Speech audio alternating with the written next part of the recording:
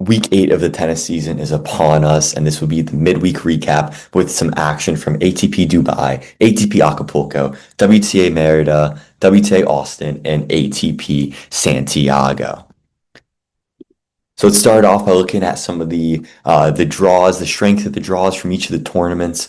So this graph right here, the further right you are, the stronger the players in the tournament are, and the further left you are, the worse the players are in the tournament. So to start, the easiest thing to look at here is the vertical dotted line. That's going to be the average for each tournament. So for example, the average player in Dubai is better than the average player in Acapulco, then Merida, then Santiago, and then Austin in fifth place. Now how I like to do this though is I like to look at just the top half, so the best 50% of each of these tournaments, as I think that's a better marker of the strength of these tournaments, because some tournaments are, they could have really strong top 50%, but then they could have a lot of players in the tournament that aren't too strong and are likely to be out anyway in the first round. So it makes sense when we're looking at the entire tournament as a whole, we're looking at, more than just the first round, to look at the top 50%, as these are the players that are going to be making up the majority of the matches in these tournaments. So, as I said before, we see a very strong field in Dubai. The highest average from the top 50%, and then Acapulco second. I feel like that's not the biggest surprise. These are two relatively large 500 level tournaments on the men's side. It would make sense that these tournaments have stronger fields than the 250 tournament. And you can kind of see also in like the nature of the curves when we're looking at Austin and Santiago. The Austin and Santiago, they look pretty similar. Austin, falling behind a little bit to Santiago. And then one of the biggest interesting things is when looking at WTA Mérida, we see a very large spike in that middle area, demonstrating that there are a lot of players that are right around that middle range of players. So not excellent players, but not like the below average players. We're looking at just competitive players, and there's a lot high density in that middle range. What that tells me is that WTA Mérida could be a very, very competitive tournament. So watch out for that. And then lastly, if we look at Acapulco compared to Dubai, I think a comparison between them is very interesting. We see that the top end of Dubai tends to be a little bit stronger with a higher density of players, above average. Acapulco did have that little bit of a bump at the very, very high end, thanks to the likes of Alexander Zverev and Alex de Minaur. But of course, those two are out of the tournament already. So I think it's always interesting just to look at the strength of these fields. I think this is a good way to really be able to visualize that. All right, let's start off by looking at some notable matches. We'll start off at WTA Mérida. So in WTA Mérida, start off with Arango over Potapova. This was in straight sets. First set to go to tiebreaker. Disappointment for Potapova. Good win for Arango as she looks forward in this tournament. And then in a interesting first round matchup between Katie Boulter and Beatriz Haddad-Maia, Katie Boulter was able to get the win in straight sets. Then we had Busha versus Vekic.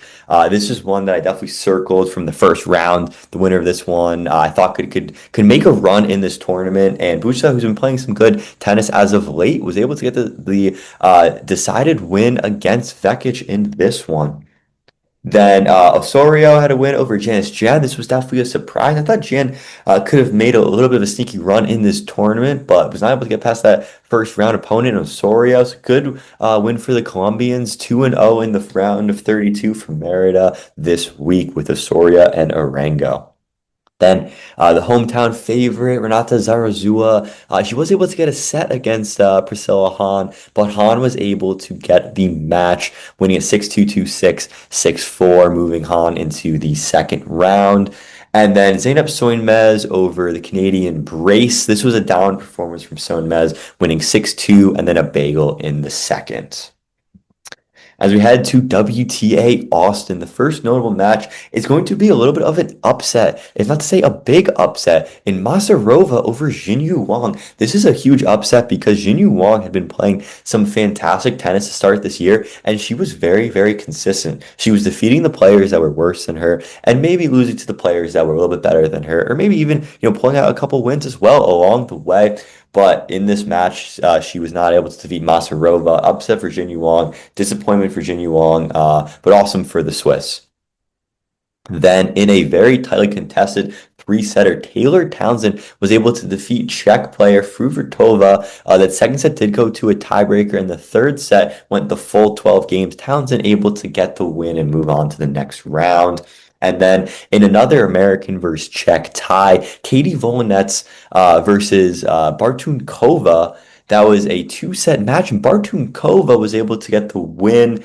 A tightly contested match. Bartunkova able to get that close win in the second set. Then in the round of 32 as well, we had Alicia Parks versus Salkmateva. A little bit disappointing for Alicia Parks. Could have been an opportunity for her in WTA Austin. She was able to get a set, and Alicia Parks has been playing some good tennis start this year. Been collecting some wins, but was not able to get past Salkmateva in this one. Then one of the seeds going down, and Katie McNally losing to Ashlyn Kruger. This was another one that I circled before, when the match came out. I thought the upset was possible, and here we are. Ashlyn Kruger with the victory. That second set did go to a tiebreaker, and Ashlyn Kruger was able to clutch the victory. Then in a blockbuster match, we had Venus Williams versus Ayla Tomljanovic. It's always awesome to see Venus still playing, but she wasn't able to get past Ayla Tomljanovic in this one. I actually picked Venus Williams to win this one, but to no avail. Tomljanovic able to get the job done. Wonder when we're going to see Venus next. And then in a nice straight sets, solid win, and solid start to the tournament for Iva Jovic, she was able to defeat Anna Blinkova, who's had a rough start to the year so far. And lastly, we also had Hungarian Galfi versus former major champion, U.S. Open champion, Bianca Andreescu. And Bianca has, she's on the road back from, a slew of injuries. But she wasn't able to get this one done. She was able to get a set, did bring a competitive level, but was not able to get past Galfi in this tie in Austin. All right, then we head on over to ATP Acapulco 500 level tournament down in Mexico. First off, a little bit of a surprise, a little bit of an upset, but he's been playing some good tennis as of late. Rafael Nadal defeating Cam Norrie. He looked the better player in this match. Was playing a very confident style in this one, and defeated Cam Norrie, a player who's been scuffling to start this year so far, and is getting up there in age as well. So we wonder if we've seen the best from Cam Norrie in his career. Who knows? And the next match we had Valentin Vachereau over Coleman Wong. Tricky matchup. Coleman Wong been playing well. Not someone you want to be matched up with in the first round, especially the seeded player at the moment. Vachereau able to get the job done after losing in that first set. Tightly contested first set, but Vachereau able to take control of the match and did not look back. Then Adam Walton versus Kovacevic. Funnily enough, this was their second meeting, and their first meeting was actually at this exact tournament in Acapulco. And Kovacevic was able to get the job done in this one, winning this one 2-sets to love, but both sets going to a tiebreaker. Kovacevic is raising his level in those sets, playing some clutch points, getting the job done. Excellent for Kovacevic. And then in absolutely the upset of the week so far, in my opinion, at least. I know we'll get to another one that could be that as well, but we just don't see Alex de Minaur losing the players like Patrick Gibson. Alex de Minaur is the classic. He's so consistent against players that are worse than him. But on this day, Patrick Gibson was able to bring his level. And how about this for Patrick Gibson? Not only did he squeak, he didn't squeak out a victory by any means. That first set 6-1, he won 6 sets in every single game. Lost that second set in a tiebreaker. De Minaur even went as far as to be looking a little bit tired in this one today, and Gibson was just able to get the job done. I mean, we never really see De Minaur tired. Disappointment for De Minaur, and this puts a little bit more pressure on his Sunshine Double upcoming. Then Gael Monfils against Tamir Zoomer. Gael Monfils able to get the job done in straight sets, winning that third set in a tiebreaker. Monfils is on to the next round. And in another upset, we had Casper Ruud losing to Wu Yibing. This one went to two tiebreakers, and Wu Yibing was able to get the job done over Casper Ruud. Another disappointing performance for Casper Ruud after a slightly mediocre tournament last week in Delray Beach, where he had a really tough match against Marcos Giron that he definitely could have lost. He was able to squeak out that victory, but then losing to Seb Korda as well. I mean, of course, we don't expect too much from Ruud on the hard courts, but he had a good Australian Open. Was wondering if he could expand upon that. And also interesting to see him play in these hard court tournaments instead of the clay court tournament in South America that he is more comfortable on as we head to the Sunshine Double. We'll see if Ruud can raise his level. Then this was another one of those first round matchups that I definitely circled, thought it could be tricky for Tiafoe, but Tiafoe took care of business, winning both sets 6-4, straight sets over good player Nuno Borges. Good win for Tiafoe as he continues in ATP Acapulco. Definitely, this is a tournament that Tiafoe's got to feel pretty good in, especially with the 1, 2, and 3 seeds, and I guess the 7 seed as well, all losing already in this tournament. And then we'll get to this guy a little bit later, but Zverev was able to get past Corentin Moutet in the first round. And then Caboli over Pacheco Mendez, hometown hero. This was a fun one. Pacheco was able to force two tiebreakers, wasn't able to get the job done in the tiebreakers. Good clutch win for Flavio Caboli, another player that's got to be looking at his prospects in this tournament and looking at it favorably as he moves forward. Terrence Ottman over Grigor Dimitrov. This was another one of those players I was interested to see, Grigor Dimitrov, see what his level was going to be like in this tournament. And sadly, it wasn't that high. Wonder if Dimitrov can string together some results before we head to the next Grand Slam in a couple months. Then, in another surprise result, we had Miomir Kecmanovic defeating number one seed Alexander Zverev in 3 sets. And the only set that Zverev won was in a tiebreaker, Kecmanovic winning 6 games in every single set. This is another excellent win for Kecmanovic after his win in ATP Dallas over Tommy Paul. Honestly, two of the best wins of the season so far for Miomir Kecmanovic, a player who's consistently been a mainstay in the top 50 of the ATP rankings, around the top 50 in the ATP rankings. He's having a good run of form as of late. Watch out for him at the Sunshine Double.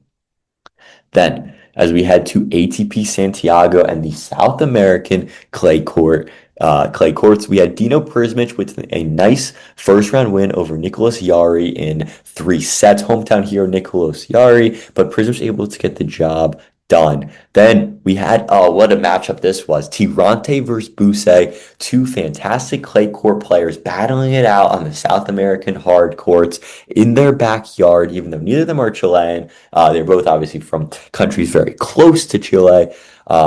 And Tirante able to get the job done over Buse. Got a feel for Buse winning 6 games in every single set and losing 2 of these sets in tiebreakers. Devastating for Buse, but excellent win for Tirante as he looks forward in this tournament. Then Juan Manuel Cerundolo was able to get that first set against hometown hero Garin, but wasn't able to get the second and the third. This was an interesting match because in that first set, I feel like the fans that were supporting Garin were a little bit stunned, a little bit like they got a little quiet in the match, but then when Garin regained momentum and the fans started to get into it, it really turned the momentum of the tie, and Garin was able to capture that momentum and take it in the second, the third set to get the match victory. Then in an all Chilean tie, we had Alejandro Tabilo over Barrios Vera. Straight sets for Tabilo. Good win for Tabilo. I thought this could have been a little bit tricky for Barrios Vera, but to no avail. Tabilo able to get the job done. And then we also had Luciano Darderi over Navone in the round of 16. Navone was able to get a set off Darderi, but Darderi was able to prevail in the end in this one as he makes it to the quarterfinals. We also had four-seeded Ugo Carabelli lose to Yannick Hanfmann in the round of 16 as well. This one in straight sets. A little bit surprising that it was in straight sets, but excellent win for Hanfmann as he's also into the quarterfinals. And then lastly, we had Prismic against Galbas. Galbas with a good three-set victory over Dino Prismic. This is a little bit disappointing for Dino Prismic as his first round good win against Nikos Yari. Thought maybe he could use that as momentum moving forward. But Galbas, the Lithuanian, able to get the victory instead and into the quarterfinals of ATP Santiago. And then we go to ATP Dubai, the strongest field of the week. And we had some fantastic matches starting off with Stan Wawrinka with Roger Federer in attendance, getting the straight sets win over Hassan in the first round. Then in a tricky first round tie, a tie that I definitely had my eye on, Jakub Mensik defeating Hubert Hurkacz in straight sets with that second set decider going to a tiebreaker. Mensik clutching up. Watch out for Mensik in this tournament. Then a little bit of an upset, Humbert over Tsitsipas. Tsitsipas tends to play well at this tournament, but Humbert able to get the job done in this one, winning this one in straight sets. And Jack Draper, disappointment, losing to Arthur Rinderknecht, another first round opponent that's tricky. Rinderknecht able to get the job done in this one. Second set, they go to a tiebreaker as Jack Draper still tries to regain his form moving forward. This was in the round of 16. Jack Draper did get a win in the first round, so it wasn't all for loss. Jack Draper, definitely someone to be. I'm very interested to see how his Sunshine Double will go. But excellent win for Rinderknecht, a player that really kind of needed one of these wins to kind of kickstart his season a little bit. Then we mentioned him before. How about Jakub Mensik with a straight sets dominant victory over Alexei Popyrin? Jakub, Jakub played a great match in this one. Alexei Popyrin is a player that when he brings his level can really be a competitive player. But Mensik brought his in this one and was able to be good enough to get the victory. And how about Jenson Brooksby? I think he always tends to, go on these sneaky runs, defeating Karen Khachanov in this one. Disappointment for Khachanov, but Brooksby into the quarterfinals.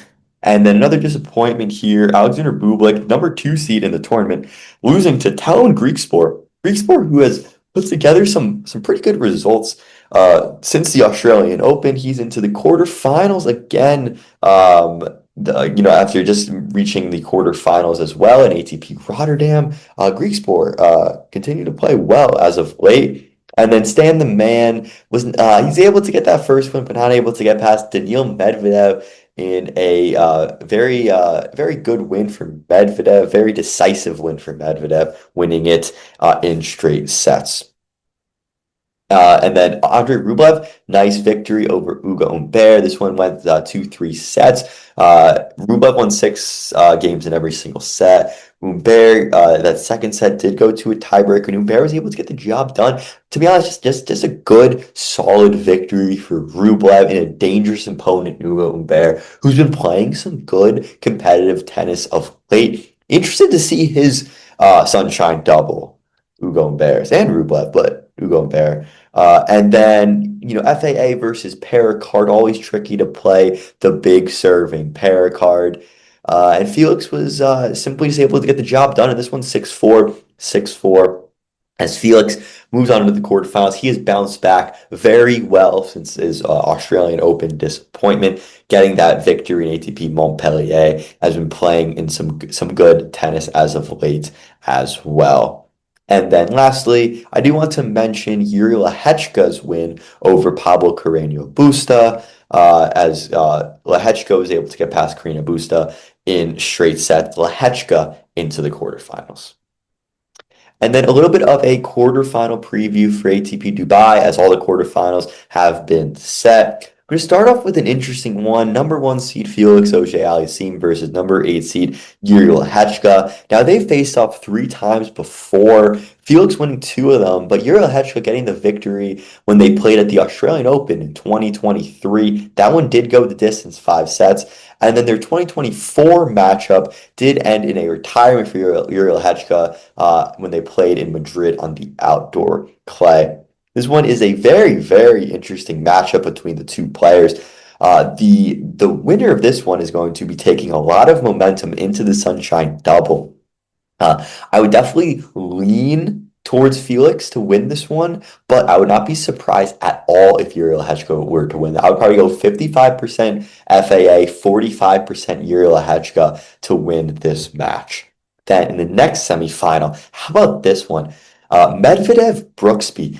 Who knows what we're going to get from this one? They faced off one time before in 2022, where Medvedev was able to get the win in straight sets against Jenson Brooksby in the round of 16 of the Masters 1000 event in Miami. This is one. Who knows? Brooksby is one of those players that, he could be frustrating to play against his style of play. He can sometimes, it seemed, to take the racket out of your hands with the way that he can defend, the way that he manages pace. Now, I do think that Medvedev, if we're looking at just pure matchup based, just pure tennis matchups, I think this is a good matchup for Medvedev, as Medvedev can also be tricky, can be he can bring some tricks out of his bag as well.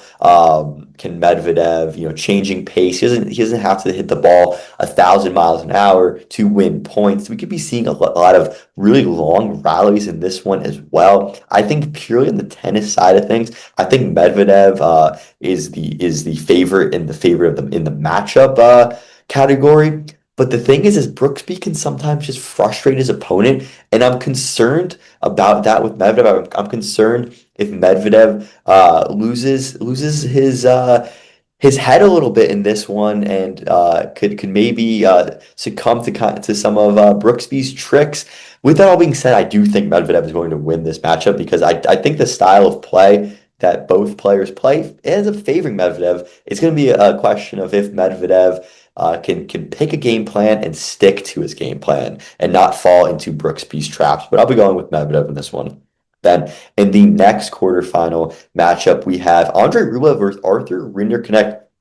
Sneaky, interesting one. Rinderknecht, had a great end to the year last year. It was ended up being seeded at the Australian Open and definitely wants to stay in that top 32 in the rankings. Big match for him, and a match that's winnable against Andre Rublev. Even though Rublev has been playing well as of late, they faced off against each other three times, and those three times in pretty recent years.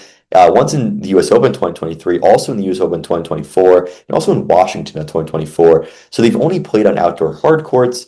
Have the two of them, and Rublev winning all three matches. I lean Rublev in this one because of the way he's been playing as of late. He's had some fantastic wins as of late.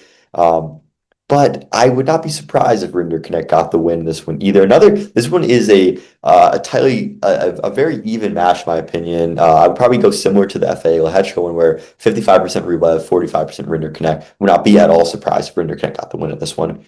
And then lastly, in a matchup between Mensik and Griekspoor, is the first time that they are facing off against each other. Mensik, he's playing kind of lights out as of late, and it would be a letdown for sure if he lost to Griekspoor in this one. I do have Mensik winning this one, probably 70% Mensik, 30% Griekspoor. Both players have been playing good tennis as of late too. I just think Mensik's weapons are a little bit too much to overpower Griekspoor. I expect Mensik into the semifinals. And he would face the winner of Rublev and Rinderknecht. And either one of those players, I would have Mensik favored in that one. Watch out for Mensik in this tournament and in the Sunshine Double as he continues to roll after his win against Jannik Sinner. And then lastly, we have the Sunshine Double upcoming. Two of the biggest tennis tournaments of the season, Indian Wells and Miami. I'm going to be making 10 predictions for this upcoming Sunshine Double. 5 on the women's tour, 5 on the men's tour. Let's start with the women's tour. So to start, the first thing I'm going to predict, I'm going to say a player that I think needs a spark, and that's going to be Sophia Kenin. She's had a tricky start to the year for sure. And former Australian Open champion. She's had success on the hard courts before. She's someone that needs a spark, needs a good couple of tournaments to get her momentum back as we head towards the clay and some other Grand Slam tournaments. We need to start seeing some results from Kenin, or we wonder if she's gonna fall out of a seed at these majors, fall down the rankings, and who knows what can go from there. Then I'm gonna say watch out for Jinwen Zhang, a player that's been in the top 10 before, and just had some good results. I believe that was at WTA Doha. She played Rybakina well in that one as well.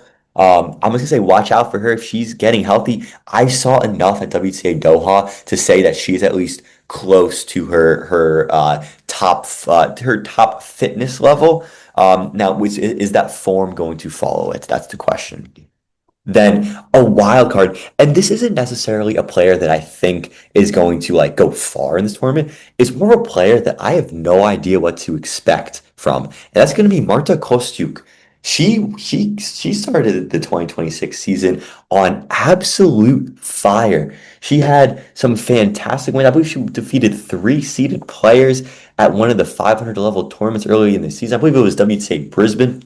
Um, and she looked like she was like low key unbeatable at times. I remember the one match against Jessica Pegula where she just completely dominated that match, and it's crazy to say that now, thinking at how good of a start Pegula's had to the season in general. So yeah, Kostyuk. I have no idea what we're going to see from Kostyuk. She could get double first round exits, or she could make like a semifinal or a final in these tournaments, and I wouldn't be crazy surprised. So high variance of outcomes for Marta Kostyuk. Then the player that I think is going to have a little bit of a letdown. This was tricky because I feel like a lot of the top 15-ish players have had like of the women's tour have had a pretty like good start to the year, or at least have had some good results. It was tough to pick a letdown, but the one player that was kind of an exception to that was Iga Swiatek. She had the disappointment at the Australian Open, um, not making it as far as she would have liked in that one. And then we go to WTA Dubai, I believe it was, and or was it Doha? It might have been WTA Doha, but anyway, she was lost to Maria Sakkari in a match that it was at a point too in the draw in the tournament where a lot of the other seeds had went down, and it looked like it was Swiatek's to lose, and she lost it. I just haven't seen the big performances from Swiatek yet this season. And I don't know if we're going to see him at the Sunshine Double. I think we might have to wait till the clay courts before we see the best out of Iga Swiatek. So she's going to be my letdown player prediction. I would not be surprised if we saw an early exit from her as well from in the Sunshine Double. And then this is just a player that I think this tournament is just like important for these two tournaments. I think these are important for Coco Gauff because Coco Gauff had he's had a I'm going to use the word mild start to the year. United Cup was fine. Australian Open was fine. Her performance at WTA Dubai, in my opinion, was actually pretty good. I thought it was pretty cool to see her have to really fight for those matches and get those wins and stuff like that. And it just seems like we're at like a little bit of a tipping point right now where it's like, can Coco Gauff raise your level in these two tournaments? I think it's just important. I think there's the way people are going to be talking about her, the way people are going to be thinking about Coco Gauff and her season so far is going to be shaped a lot by what she does in these next two tournaments. And then, of course, we head towards clay. Coco Gauff is very good on clay and the reigning Roland Garros champion. But I think these two tournaments are important for Coco Gauff to prove that she can do it on the hard courts as well. And it's just I think she's at a tipping point in the season so far, especially with the hard court results. These two tournaments, the results of these are going to dictate the discussion on her start to the season so far. And then I'm also going to do a surprise winner as well. So it's actually going to be 12 predictions, not just 10. The surprise winner, this is going to be a player that I think could win either Indian Wells or Miami. And it's going to be a surprise. These are going to be players that, are not favorites, probably not in the top 10 of favorites. I'm going to go with Claire Towson. I've been impressed with, her post Australian Open play. She went relatively far in the tournaments against Sarah Bejlik in where Sarah Bejlik ended up winning that tournament. She went relatively far in that one, but then lost to a player that was playing lights out and on fire. And then she's had some good results as well as of late. She played Pagula pretty well at WTA Dubai, but was not able to get the job done. She was able to get a set off Pegula, and it was a tournament that Pegula played really well at. I just feel like, she's been building up some good results, not just as of late, but in the last year or so. And I kind of see it possibly her taking the next step up. This is, look, we're surprise winner. I want it to be a long shot. It's not, I wouldn't pick Claire Towson if I had to pick two players to win, but I think just watch out. I think there's a chance that she ends up winning one of these two tournaments. And then on the men's side, player needs a spark. It's Ralph Fonseca. I mean, he needs a spark. Let me tell you, disappointment in ATP Rio, disappointment in Australian Open, just a lot of disappointment for a player that a lot of people had ranked in the top 10 or 15 by the year end. And he is not on pace for that at all. He needs a spark, and this is an opportunity for him, especially if we look at Miami. It tends to be good. He tends to have some good fan support down in Miami. So yeah, this is definitely definitely a player who needs a spark. Then watch out for Jack Draper. Obviously, he won Indian Wells here last year. I think that he is going to be a contender for sure this year. I haven't seen quite enough in his fitness level to really be confident in him, but I don't think that he can't fully become fit in the next couple tournaments. It's good to see that he's playing tennis, good to see him back to the Davis Cup, and good to see him get that win against Quentin Hallis this week at ATP Dubai. I can see him continuing to build up. Just watch out for him, because if he didn't get injured last year, he would be probably in the top 5 to win these tournaments this year. But he's not that right now. Just watch out for Jack Draper. I think he might surprise some people. Now, for the wild card, Lorenzo Musetti, again, this is one where this isn't necessarily that I think he's going to go far in this tournament. It's more of just, I don't really know what to expect from Lorenzo Musetti. Last time we saw him, he was playing top 5 level tennis. He was absolutely playing lights out against Novak and Djokovic, with a spot in the semifinals of the Australian Open almost secured, with a third ranking in the world almost secure. And then, the heartbreak of the injury. We don't see him for a month, and now he's supposed to be back playing this tournament. What version of Lorenzo Musetti are we going to see? How bad was this injury that he had? Was it something that you take a month off and he can be back to a high level, or is it something that he has to nurse back to health before the clay courts and the grass courts, which, in all honesty, are going to be the tournaments that Musetti is going to be looking to win more likely than the hard courts, even though he played fantastic to start the year on the hard courts. So yeah, what are we going to see from Lorenzo Musetti? Are we going to see a top 5 player? Are we going to see a player that's still nursing an injury? That's the question. No idea what we're going to see. Could literally be anything. High variance of outcomes for him. Now, for my letdown, I'm going to go with Cam Norrie. This is a little bit of a cop-out because he's not that high ranked, but he has had a rough start to the season, and I just haven't been inspired by his play really at all. And, this is a player who has won Indian Wells before in the past. So I think that's something to note as well. He's a former winner of one of these tournaments. And I think normally if he was at his top game, I think the Indian Wells surface as specifically definitely suits his game as well. The high bounces, the technique he has. But I just worry about his form so far this year, and I worry about the decline we've seen in Cam Norrie in the last couple of months. And I'm just worried that that's going to continue. I would not be crazy surprised if he had, two early round exits at these tournaments. Who's gonna be my letdown? Will Cam Norrie be? Then a tournament that's important for this is kind of similar to Coco Gauff's argument. It's going to be Yannick Sinner because I think he needs to win one of these tournaments. To I think it's just important for him to win one of these, not only for the ranking points, but for the confidence because he's been playing some really good tennis so far this year. He hasn't been able to turn them always into results. If we look at Australian Open, that Djokovic match as well. Obviously, it's not like he played bad in that match. And then the Mensik match, he didn't play bad in that one either. This is an important tournament for him to just close the deal when he's playing well. And also, it's important for him because he has a lot of ranking points to gain in these tournaments because, of course, he didn't play in these tournaments due to the suspension last year. So I think that's why it's also important for Yannick Sinner.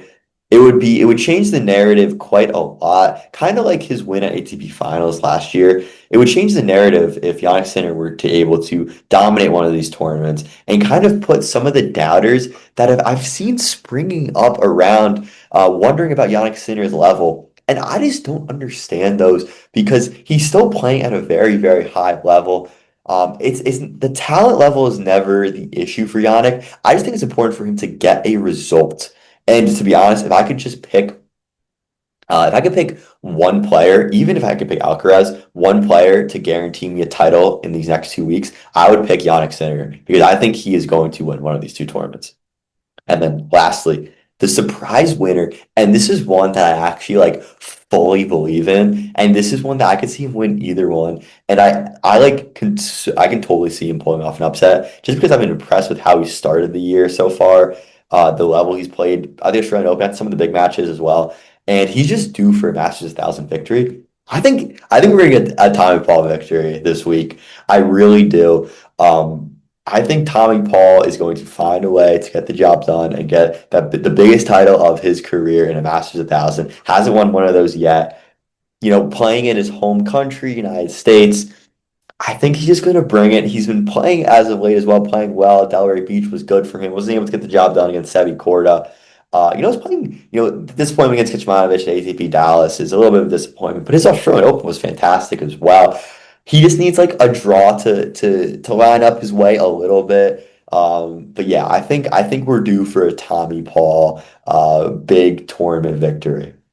So yeah, we have a couple tournaments still wrapping up here, but all the attention soon is going to be on the Sunshine Double, two of the biggest tournaments of the year. It's also going to see the men's tour and the women's tour playing in the same venue at the same time, for Masters 1000 events.